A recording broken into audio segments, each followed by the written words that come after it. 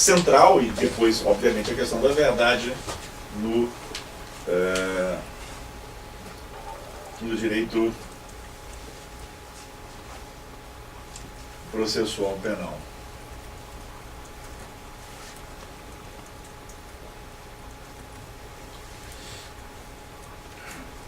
Isso tudo vai nos preocupando, né?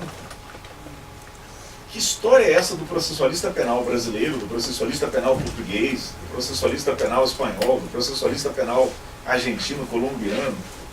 Eles se preocuparem com a verdade, não se preocuparem com a prova. E como é que eu posso responder alguma coisa em relação a isso?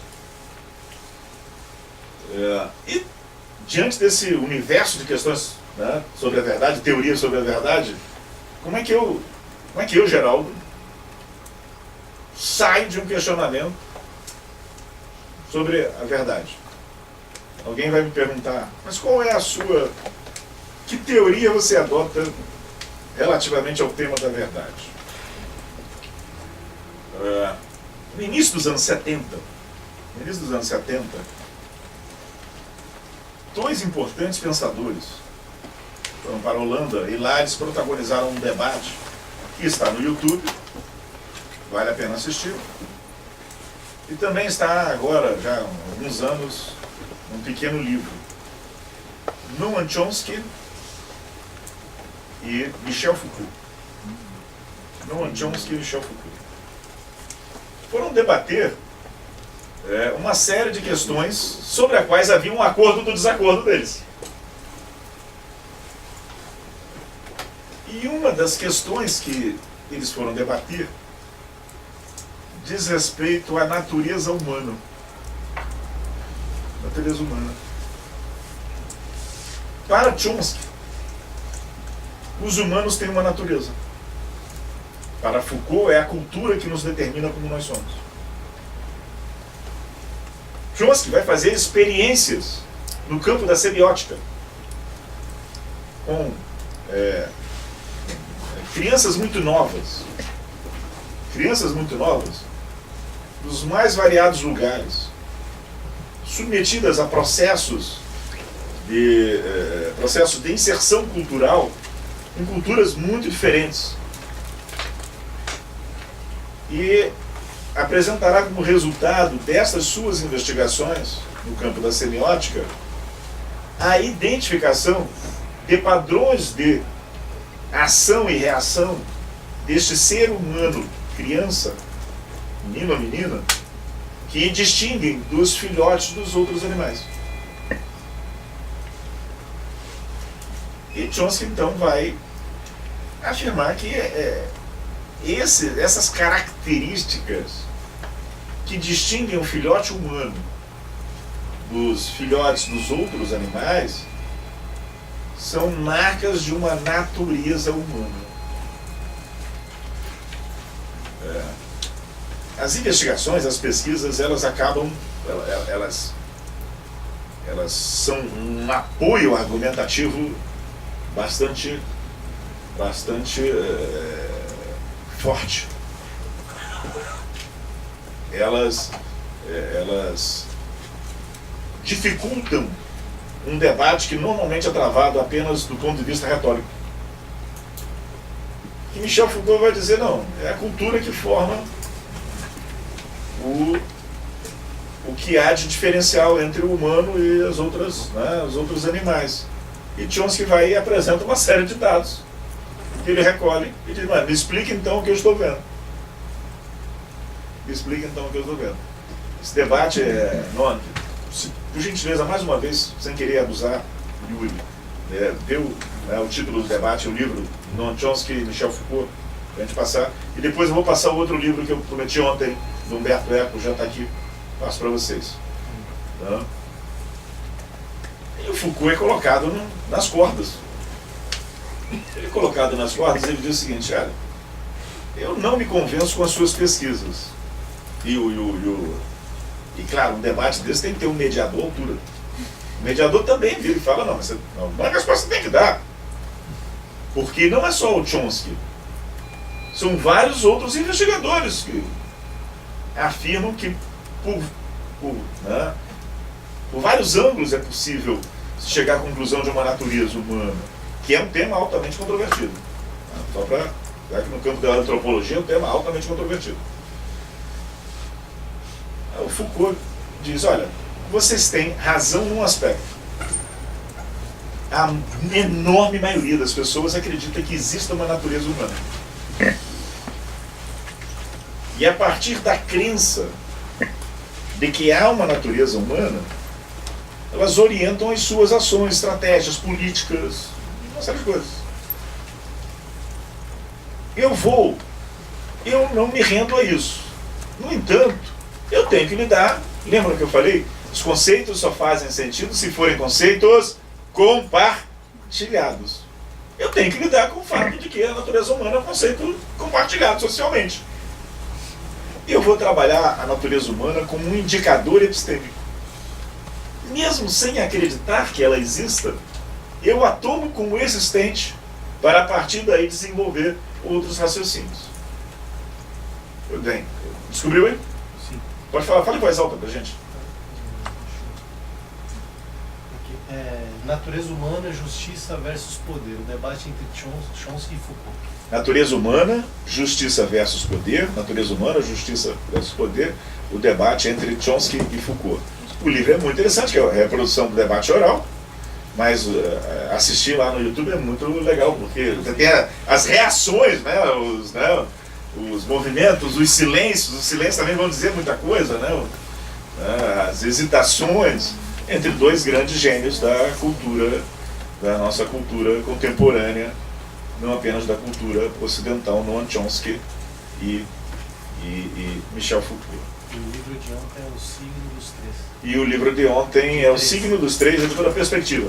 Editora Perspectiva, O Signo dos Três, Humberto Eco é um dos autores. Depois eu passo o Yuri, o professor Ricardo, para o Humberto, e tem também o outro, mandou outro coautor, tem os dados ali, a gente passa para... Vale muito ler O Signo dos Três. Voltando ao ponto, eu paro ali e faço. Se eu sou um imigrante no campo da verdade, se as teorias da verdade, todas elas, as teorias da verdade a partir da filosofia analítica, do momento analítico do final do século XIX até o século XXI, elas são altamente complexas. Elas se opõem, muitas delas são excludentes. E muitas delas resultam da evolução de uma mudança de posicionamento do próprio pensador, do Wittgenstein aqui, Wittgenstein ali, Susan Haack antes, Susan Haack depois.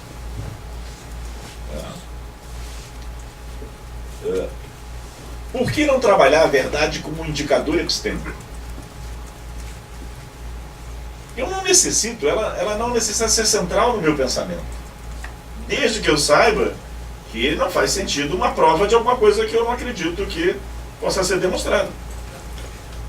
Portanto, eu não preciso, não é necessário que, e não é necessário que eu explicite a minha teoria da verdade, tampouco é necessário no campo da prova que a minha concepção de verdade concorde com a concepção de verdade do professor Ricardo, concorde com a concepção de verdade do professor Salah Khaled. As nossas concordâncias ou discordâncias serão mais importantes no que toca a dois âmbitos, o âmbito de descoberta e o âmbito de justificação, que são âmbitos de investigação. Eu não vou, lembrando aqui o Pascal e o Orti, eu não vou aqui tanto focar se há ou não a verdade, se ela existe para mim ou se ela é um recurso retórico, que é aquilo que o Orti está dizendo. Mas eu vou pensar, é possível demonstrar? Essa demonstração dos fatos pode ser constitutiva dos próprios fatos, se a minha concepção vai pela linguagem. Ela pode ser demonstradora dos próprios fatos, se ela vai num sentido epistêmico estrito, que é o do Michele Tarufo. Mas nós temos que oferecer à sociedade um instrumento chamado processo. Ele não pode variar conforme a minha teoria da verdade. Ele não pode variar conforme o pensamento. Eu posso aperfeiçoar os instrumentos. Eu posso, por exemplo, quando eu vou trabalhar a questão da cadeia de custódia, das provas, eu posso dizer o seguinte: é inaceitável o emprego de uma prova que resulte numa análise de DNA, um elemento colhido no local do fato, sem que haja uma garantia de que se trata daquele elemento que foi colhido no local do fato. Então eu vou ter um procedimento. Isso não depende da minha teoria da verdade. Quer a minha concepção de verdade seja constitutiva do fato, e é o relato judicial que constitui o fato no final da sentença, quer ela seja declaratória do fato. Nós veremos algumas correntes aqui, alguns autores, autoras importantes. É inevitável pensarmos que a atividade de investigação ela tem características próprias de investigação, e que são essas características de investigação que nós temos que desenvolver, ao mesmo tempo em que não podemos confundir a investigação com a justificação. Vocês recordam de ontem do Sherlock Holmes? Né? Eu saio do A para o B. Como é que eu cheguei no B? Eu não sei. Eu não sei como eu cheguei no B. E talvez nunca vá saber como cheguei no B.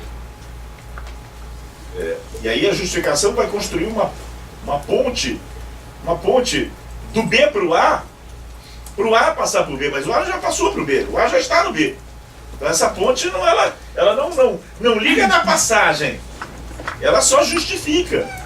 Então eu não posso confundir a ponte posterior com um ato anterior. Eu conto às vezes uma experiência que eu vivi julgando lá, processo. Isso é experiência de carioca.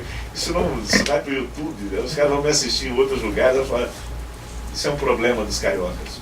São realmente terríveis.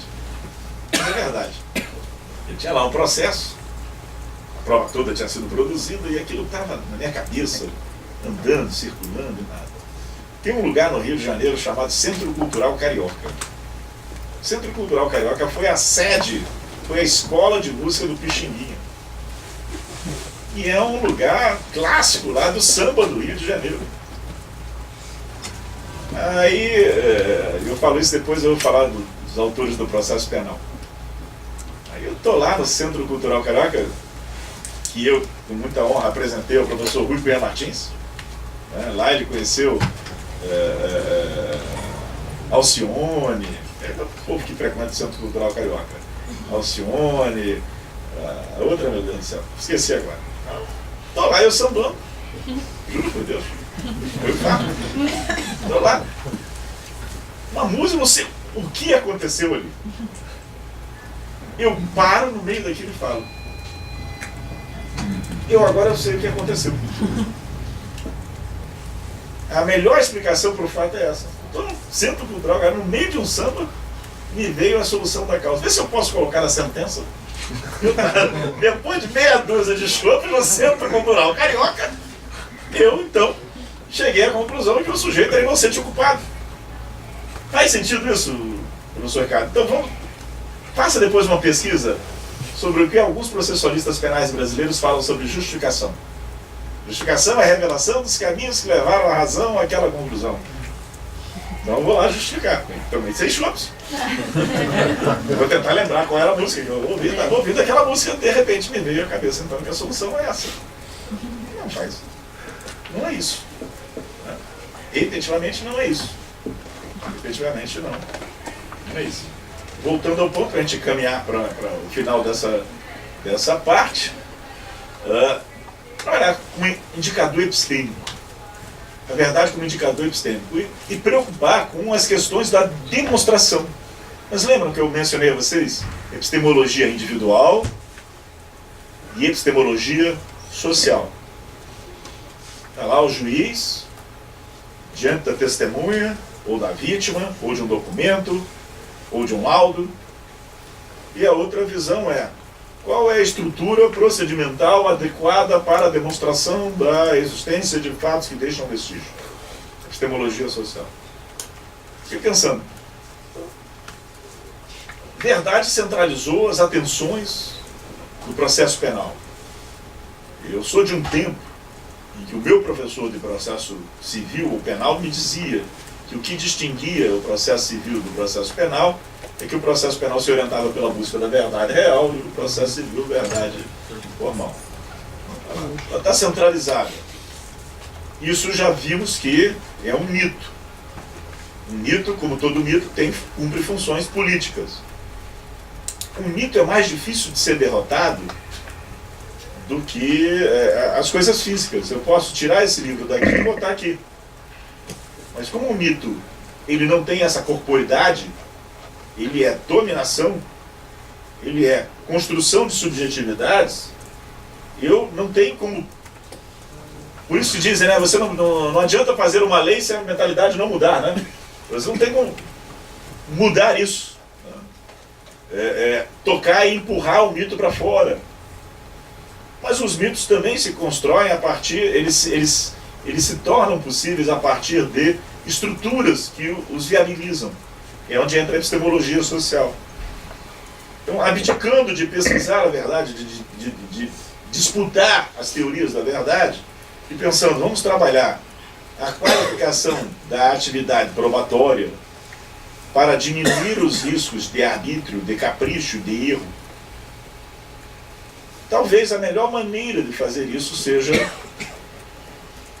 reconfigurar o procedimento para que ele possa ser um filtro contra todas as derivas epistêmicas que eventualmente possam surgir. Há um livro do Winfried Hassemer, Fundamentos do Direito Penal, traduzido pelo Pablo Alfred, né? Pablo Alfred. Fundamentos de Direito Penal.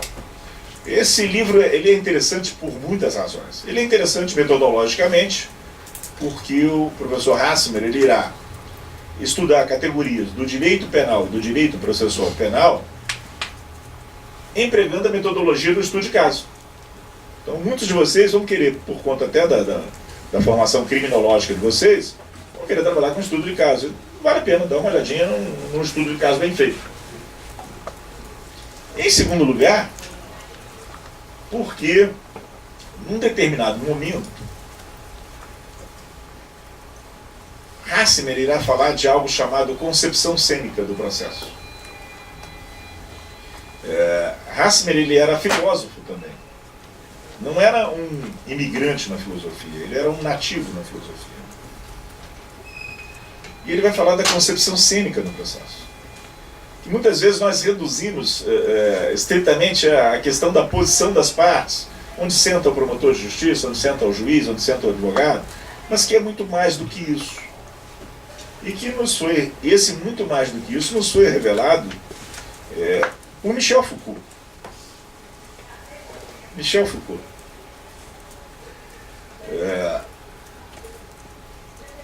Ao pensar na concepção cênica do processo, Hassemer, ele sem dizer, ele vai estar recorrendo a uma ideia do início dos anos 70 de um instrumento, de uma categoria chamada dispositivo.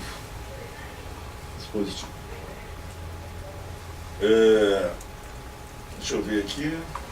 Eu vou começar com Agamben, depois eu vou voltar para o Rui Cunha Martins, para chegar onde eu quero.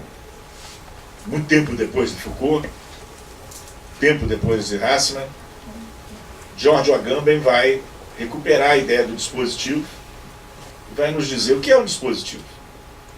De acordo com Agamben, o termo dispositivo serve para designar um conjunto heterogêneo, linguístico e não linguístico, eu sublinharia, linguístico e não linguístico, que inclui virtualmente qualquer coisa no mesmo título.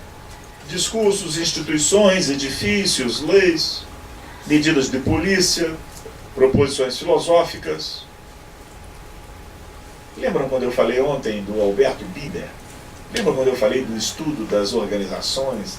Lembram quando eu falei da cultura das organizações? Lembram quando eu falei até do padrão estético das pessoas que integram as organizações? Então, como nós estamos reagrupando estes conceitos? Como é que eles estão voltando para nós? O dispositivo em si mesmo é a rede que se estabelece entre esses elementos. O dispositivo tem sempre uma função estratégica concreta e se inscreve numa relação de poder. A Agamben vai dizer isso a partir de Michel Foucault. Michel Foucault, ele começa a trajetória dele preocupado com o conhecimento. Então ele tem uma primeira parte da experiência de vida dele que nós poderíamos centralizar na ideia da arqueologia do saber. As investigações sobre o conhecimento.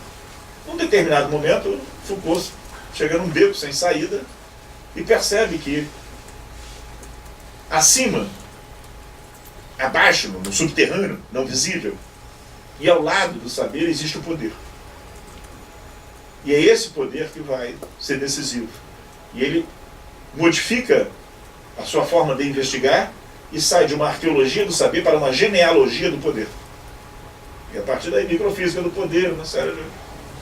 É nesse contexto que vai aparecer o dispositivo, a genealogia do poder. Um poder que funciona porque é invisível.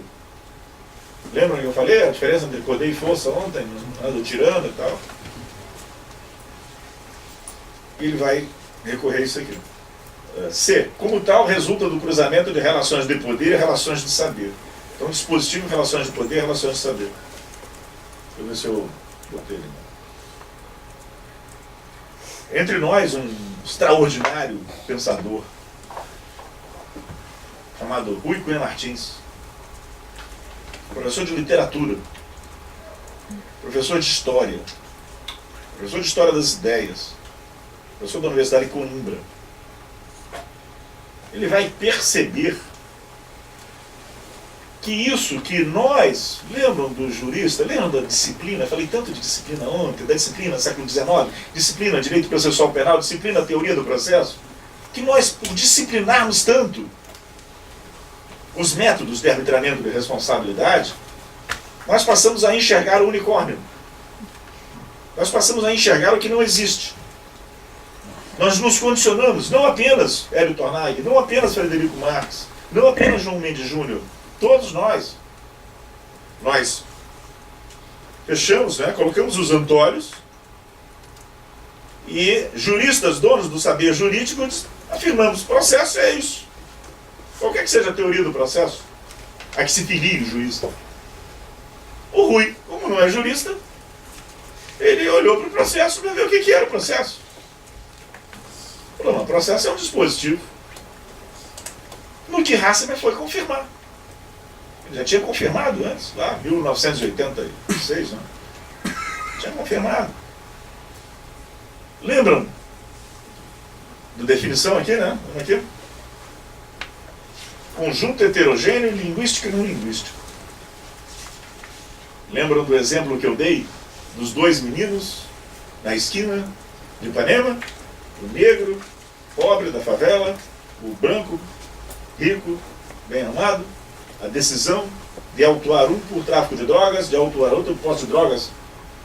No silêncio, o policial vai. Lembram que eu falei mais cedo hoje aqui? Dos efeitos do comportamento do indivíduo na audiência? Eu não posso subtrair do conceito de processo o que acontece no processo. Eu não posso subtrair os silêncios. Eu não posso subtrair as mensagens não enunciadas. Porque silêncios, mensagens não enunciadas, o não linguístico é decisivo. Eu não posso, professor Ricardo, construir uma teoria do processo que não considere o não linguístico. Mas eu não consigo transformar o não linguístico numa relação jurídica pura e simples. Eu vou precisar de um apoio, vou precisar de um instrumento para isso. E o instrumento é o dispositivo.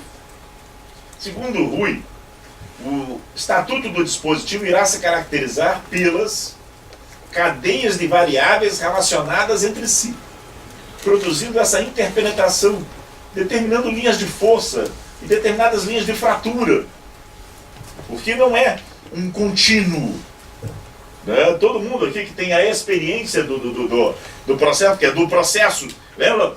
A teorizar a experiência. Então eu só posso teorizar a experiência. Não estou falando do processo do Bulov, não estou falando do processo do João Mendes de Almeida, não estou falando do processo. A gente está falando do processo do Humberto lá na Defensoria Pública. Meu exercício de teorização tem que ser esse. Então aquilo tem acidentes. Havia um plano. O que é uma petição inicial? É um plano de ação. O que é uma resposta à petição inicial? Um plano de ação. Quando eu estava estudando, o Barbosa Moreira dizia o seguinte: toda petição inicial é uma proposta de sentença. Eu poderia dizer o seguinte: toda petição inicial é uma proposta de atividade probatória. Quando você se apresenta em juízo, você se apresenta com uma estratégia. Isso não tem absolutamente nada a ver com teoria dos jogos. Não é uma estratégia. Eu estou dizendo, este fato ocorreu, como é que eu vou provar? Eu tenho uma estratégia de demonstração. E eu estou dizendo, o fato não ocorreu ou não ocorreu dessa forma, como é que eu vou provar? Eu tenho uma outra estratégia de demonstração. Mas eu não sei se eu tenho a impressão que eu não cheguei, não foi aqui, essa semana eu já falei isso, mas não sei, não foi aqui. Deus brinca com quem faz planos? Não, né? Então é um ditado muito antigo. Deus brinca com quem faz planos, Deus brinca com quem estabelece estratégias. Porque tem o fora do previsível, né? O imprevisível, o fora do curso, as fraturas. A testemunha que não vai. A testemunha que chega e diz uma coisa completamente diferente do que tinha dito no inquérito. Nas ciências sociais, nós costumamos fazer a seguinte afirmação: o cientista social é um bom profeta do passado. Cientistas sociais não profetizam, não preveem o futuro, porque o futuro, nesse sentido, ele não é totalmente dominado. Nós gostaríamos que fosse, né? A questão do humano, da gente se sentir seguro e tal, que bom se a gente pudesse, né, conformar o futuro. Eu costumo definir a ansiedade como o esforço que o humano faz de aproximar o futuro do presente. Desafio qualquer pessoa aqui a aproximar o futuro do presente. O futuro terá o seu momento. Então eu não tenho esse controle. Eu posso supor que... Quem é que diz isso? Quem diz isso é um camarada que é o pai do liberalismo. O Hayek. O Hayek vai dizer isso. Eu não tenho como prever o futuro. O cálculo racional das minhas ações é uma possibilidade, eventualmente uma probabilidade. Mas se a testemunha não vem, será conta outra coisa? Se o perito troca o tubo do sangue por engano. Então o que o Rui está falando? Cadeias de variáveis relacionadas entre si, produzindo nessa interpenetração determinadas linhas de força e determinadas linhas de fratura, mas resistindo a apresentar-se como uma entidade dotada de contornos bem definidos. Por que o aluno da graduação não identifica o processo quando vai na sala de audiência? Falávamos aqui com o Rafael ontem, né? Rafael, lá tem todo um cuidado de pedir para meus alunos irem lá assistir. O Sr. Ricardo também falava isso, né? Que não vai reconhecer o processo, não vai ligar o nome da pessoa. Porque, claro, se você trabalha na noção weberiana, com um tipo ideal, que é alguma coisa de um nível de abstração que não corresponde à realidade, você não está teorizando a realidade, você está teorizando o que você gostaria que ela fosse. Isso eu posso dar contornos definidos a Galileu, lembra a história da Lua, aos corpos celestes perfeitos. Eu posso designar corpos celestes perfeitos. Enfim, uma luneta está cheia de buraco naquela Lua. enfio uma luneta, peguei a luneta, pronto, gostei disso, gostei dessa parte. Peguei a luneta e olhei no processo, tá cheio de buraco. Não dá para teorizar a partir daí. E aí, outro dia, eu estou lá acompanhando os companheiros, professores do processo, quando dizem, não, mas eu não vou acompanhar o professor Rui Martins porque ele não é um jurista. Como é que eu vou seguir o conhecimento do conceito de processo do Rui se ele não é jurista? E eu pensei com meus botões, será que esta pessoa já se perguntou como se constitui historicamente o jurista? O conceito de jurista? Porta-voz autorizado de um determinado campo do saber, que é o direito. Quem autoriza esse porta-voz, professor Ricardo? Quem autoriza esse porta-voz? Então, quando eu estou olhando o universo que eu estou definindo metodologicamente como o de arbitramento de responsabilidade, ele não é de corpos celestes perfeitos. Não é que acidentalmente ele não seja, que aí eu poderia fazer correções teóricas. É que ele não é mesmo. Ele não é qualquer, pega a luneta e olha qualquer processo. E ele não vai ser. Então, talvez não seja a hora de mudar a teoria. Lembra? Falava, né? Thomas Kuhn falava, né? E vai ser importante mudar essa teoria, pensar o dispositivo. Processo como dispositivo, por quê? Com isso eu vou encerrar essa primeira parte da aula. Voltando para a criminologia. E dizendo, assim, olhamos para um processo penal orientado criminologicamente. Questões relacionadas à proteção do interesse vital de indivíduos que vivem sob o estigma incriminador e que, sob tal estigma, estão sujeitos a uma acomodação funcional aos estratos mais vulneráveis, colocam em relevo problemas relacionados à proteção de seu domicílio, a garantia de sua integridade física e psicológica contra a tortura e a preservação das condições de sua autodeterminação informativa, além do direito de participar ativamente de um procedimento penal que não esteja codificado linguisticamente a ponto de necessitar de decifração. Não participo ativamente daquilo que não consigo compreender. Trata-se de problemas passíveis de serem formulados apenas se as relações de poder que o fenômeno penal expressa puderem ser capturadas por meio de ferramentas teóricas adequadas. O que é isso que eu escrevi aqui? Está recentemente uma decisão do Supremo, não, uma decisão, mais do que uma decisão, né, uma orientação do Supremo Tribunal Federal. Por que o morador da periferia não reage mais intensamente, mais politicamente, mais fortemente contra o pé da porta do policial? Acomodação funcional. Esse conceito de acomodação funcional é de Zaffaroni. Por que não reage à tortura? Porque naturaliza práticas processuais penais que são evidentemente violadoras da sua autodeterminação.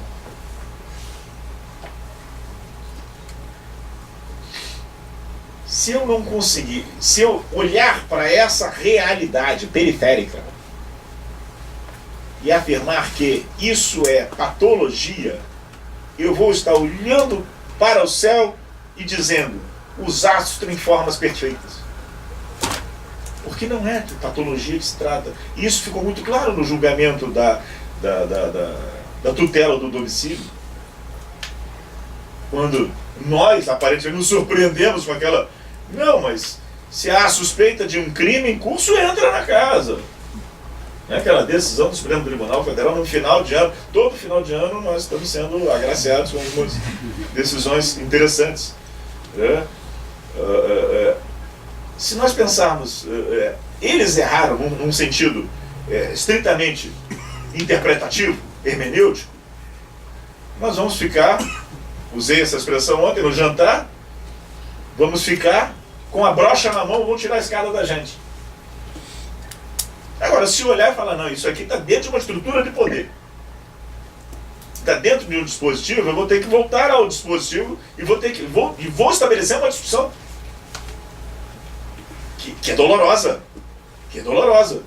Porque é doloroso para um juiz ouvir que aquilo que ele faz está baseado num fundamento de raciocínio inidôneo. Ou então, outra maneira de dizer isso, menos sofisticada do que eu fiz aqui, é chamar as coisas pelos seus nomes.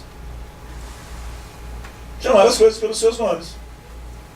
Então, no lugar da mistificação jurídica, necessito de uma teoria, necessito de uma compreensão do que é o processo, incorporando tudo o que ele é, até aquilo que, em tese, ele não deveria ser. Até aquilo que em tese ele não deveria ser. Como é que se fizeram as transformações? Como é que a gente ganha o contraditório nos pactos internacionais, na Constituição? Denuncia os abusos, a violência, a tortura. Vem desse enfrentamento de uma teorização da experiência.